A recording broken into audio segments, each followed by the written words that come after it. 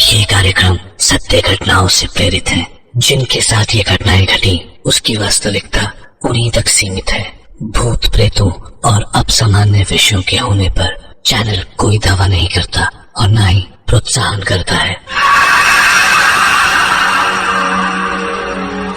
क्या बदले की आग में जलती रूहें हर पल शिकार ढूंढा करती हैं? क्यों? और क्या हम में से कोई भी उनका शिकार बन सकता है? या कहीं ऐसा तो नहीं कि कुछ लोग अनजाने ही इन रूहों की ओर खिंचे चले आते हैं, एक अनजाने अनचाहे पाश में बंधे हुए, जहां खौफ उनकी ओर बढ़ रहा होता है, बिल्कुल दबे पांव किसी बिल्ली की तरह।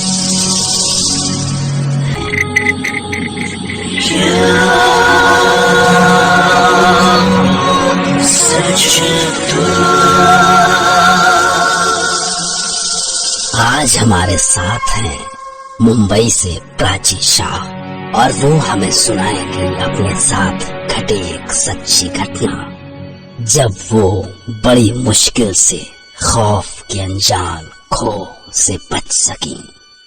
शायद मैं फिल्म एक्ट्रेस बनने के लिए नई नई मुंबई आई थी। मुझे जल्द ही अपने रहने का इंतजाम भी करना था। उस समय मैं अपनी दोस्त के साथ रह रही थी, लेकिन मैं कब तक यूं ही उस पर बोझ बनी रहती। मुझे अपने लिए जल्दी से घर ढूंढना था, तो इसलिए मैंने एक एस्टेट एजेंट से बात की। वो मुझे जितने भी घर दिखाता, या तो वो मुझे पसंद नहीं आते या वो मेरी पॉकेट से बाहर होते थे। और एक दिन वो मुझे एक कॉटेज दिखाने ले गया। Wow, it's so beautiful. समंदर के पास नारियल के पेड़ों से घिरा हुआ क्या कॉटेज है। और ये आपके रेंज में भी है मैडम। रियली? इसका एक रूम मिल जाए तो? रूम नहीं मैडम, पूरा कॉटेज। क्या? Are you joking? इतना शानदार कॉटेज? हाँ हाँ बिल्कुल मैडम, और रेंट भी सिर्फ 12,000 रुपए बस। इतने में तो वन रूम किचन भी नहीं मिलता है और आप कह रहे हैं कि ये पूरा कॉटेज? अरे मैडम, आपको जो चाहिए उससे अच्छा मिल रहा है ना, तो प्रॉब्लम क्या है? No, what problem can I have but. और हाँ मैडम, यहाँ शांता ताई है, यहाँ की केयर टेकर, वो साफ सफाई सब देख लेगी। और उनका पेमेंट क्या होगा? कुछ नहीं मैडम, आपको सिर्फ रेंट देना होगा बस। I was shocked to hear that, पर कॉटेज शानदार था, so I was fine। पर एक शॉक मुझे शांता ताई ने भी दिया। कोई नल नहीं खोलने का, पानी नहीं आता उनमें। तुमको जितना भी पानी मांगता है मैं बाहर से भर के ला कर देगी। और मैंने नोटिस किया कि वो अक्सर चेक किया करती थी कि कहीं मैंने किसी नल से कोई छेड़छाड़ तो नहीं की। पर एक रात मेरी नींद किसी आवाज से खुली। कैसी आवाज है? पानी कहाँ से टपक रहा है? सारे नल तो सूखे पड़े हैं। और एक नहीं, ये हर रात का सिलसिला था। मैं घंटों ढूंढती थी कि आखिर ये पानी टपक कहाँ से रहा है। और एक दिन मुझे लगा कि हो ना हो ये आवाज लॉबी की ओर से आती है। वो लॉबी जो कॉटेज को मेन एंट्रेंस से जोड़ती थी, पर वो लॉबी बाहर और अंदर दोनों ओर से बंद रहती थी। जो मेन एंट्रेंस था वो अंदर से बंद था और बाहर वाले डोर पर लॉक लगा रहता था, इसलिए हम कॉटेज में आने जाने के लिए बैक डोर यूज करते थे। इट वाज स्ट्रेंज बट यही शांता ताई का रूल था।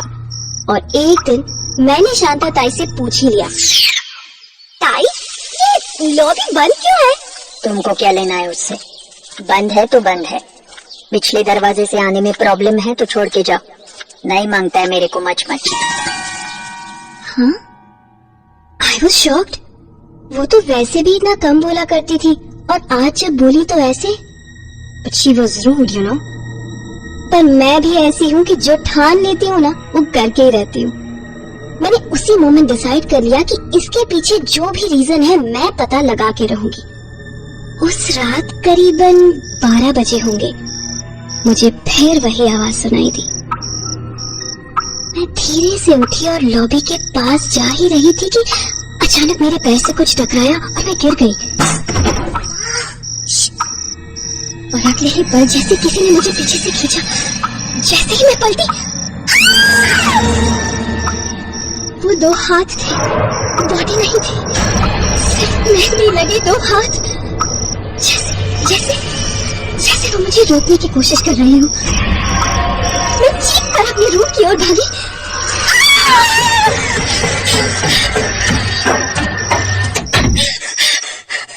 अभी मैं डर से उबर ही पाई थी कि लगा जैसे कोई रूम की ओर आ रहा है।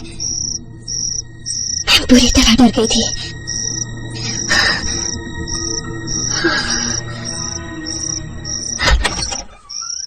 पर वो शांता ताई थी।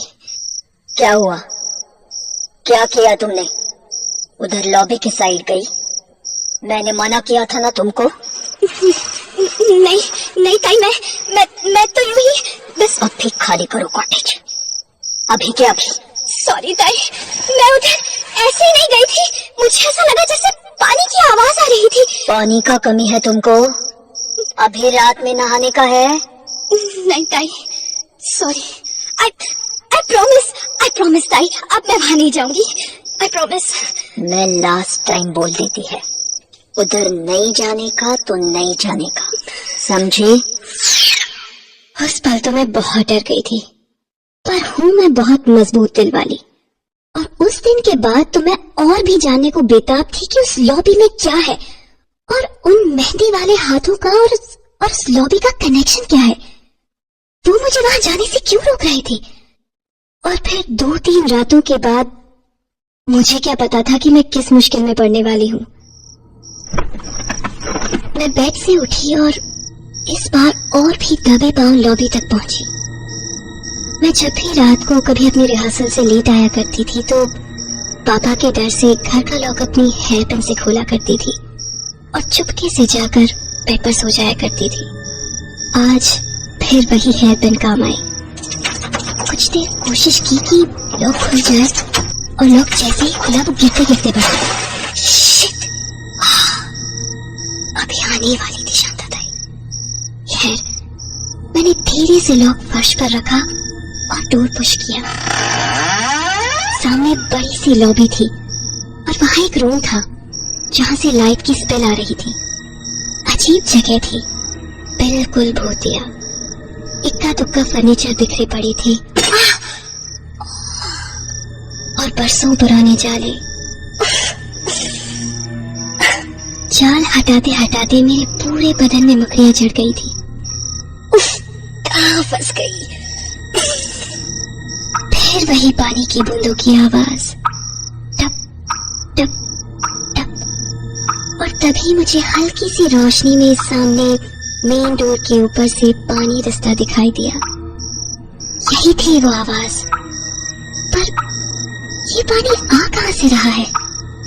बाहर तो ऐसा कुछ नहीं था। और जैसे ही मैंने लैच खोला मानो डोर अनबोल्ट हो गया।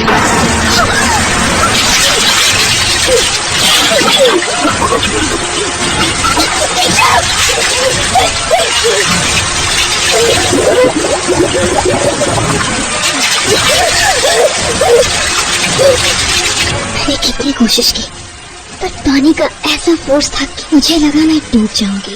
और तभी जाने कहां से वही 2 हाथ आए और उन्होंने मुझे पानी से खींचकर बाहर फेंक दिया।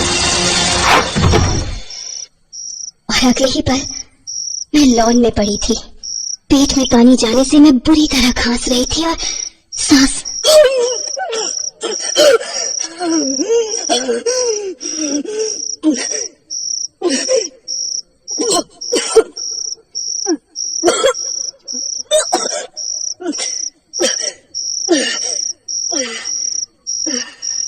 अगर उन हाथों ने मुझे ना बचाया होता तो। और तभी शांता ताई भागी भागी उधर आई। क्या हुआ तेरे को? आधी रात को यहाँ? ताई, मैं डूब गई थी ताई। डूब गई थी? वहाँ पानी। कहाँ है पानी? लॉबी में। लॉबी तो बंद है, देखो। और पानी होता तो तेरे कपड़े नहीं भीगते। शॉक्ड। मेरे कपड़े बिल्कुल सूखे थे, मेन डोर अभी भी बंद था और पानी का तो जैसे नामो निशान ही नहीं था वहाँ। सपने में चलने की बीमारी है तेरे को? चल चल के सो जा। वो मुझे सहारा देके कमरे तक ले गई और बिस्तर पर लिटा दिया, पर नींद कहाँ आने वाली थी। रात भर मेरी आंखों के सामने वही सीन घूम रहा था, वही लॉबी, वही पानी का सैलाब और वही मेहंदी लगे छोटे छोटे हाथ जिन्होंने मुझे बचाया। फिर अगले दिन बुखार में तप रही थी मैं, जाने कितने दिन वो फीवर उतरा ही नहीं। और जब बुखार उतरा तो सबसे पहले मैं घर से निकलकर गांव वालों के पास गई, और जो उन्होंने मुझे बताया, I couldn't believe that।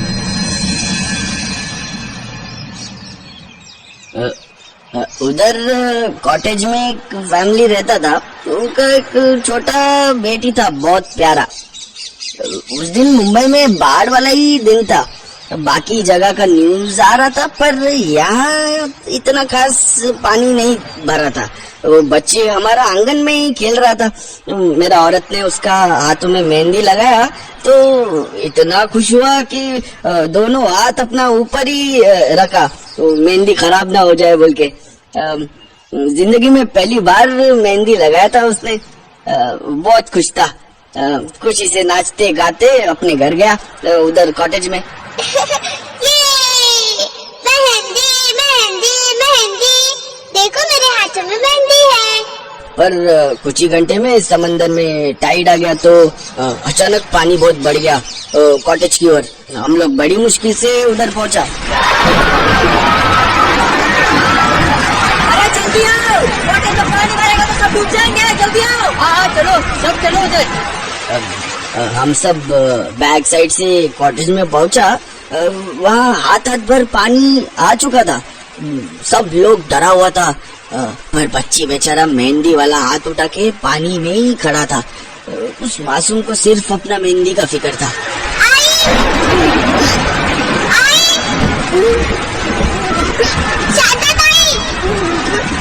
मेरी मेहंदी, ये बह जाएगी, मेहंदी बह जाएगी आई। और तभी किसी ने जान बचाने के लिए कॉटेज का बाहर का मेन दरवाजा खोला, और ऐसा सैलाब आया कि कुछ नहीं बचा।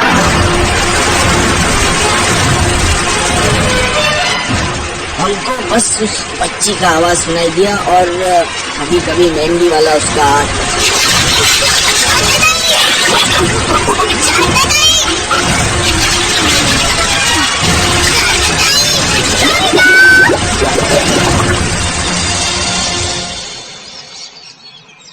तो क्या पूरा परिवार खत्म हो गया?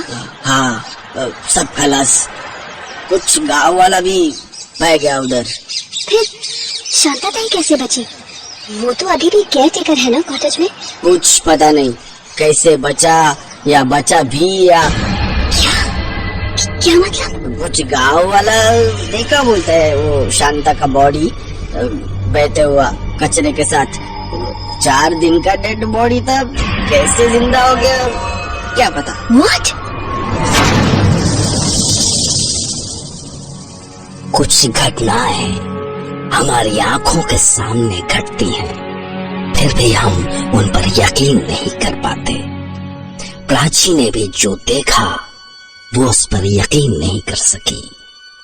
अगर मेहंदी लगे हाथों वाली बच्ची एक रूह थी, तो कॉटेज की केयर टेकर शांता क्या थी?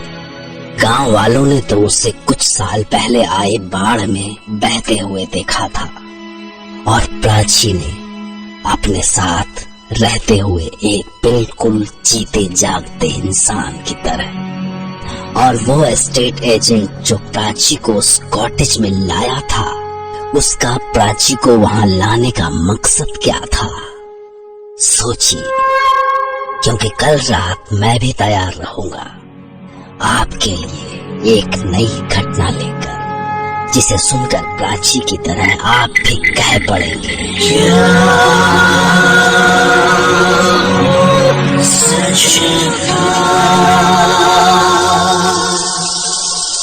एक आखिरी बात, अगर आप कोई मकान ढूंढ रहे हैं तो सिर्फ उसका वास्तु मत देखिए, क्योंकि वास्तु से परे भी कोई सच रहता है, कोई खौफनाक सच। Okay, good night.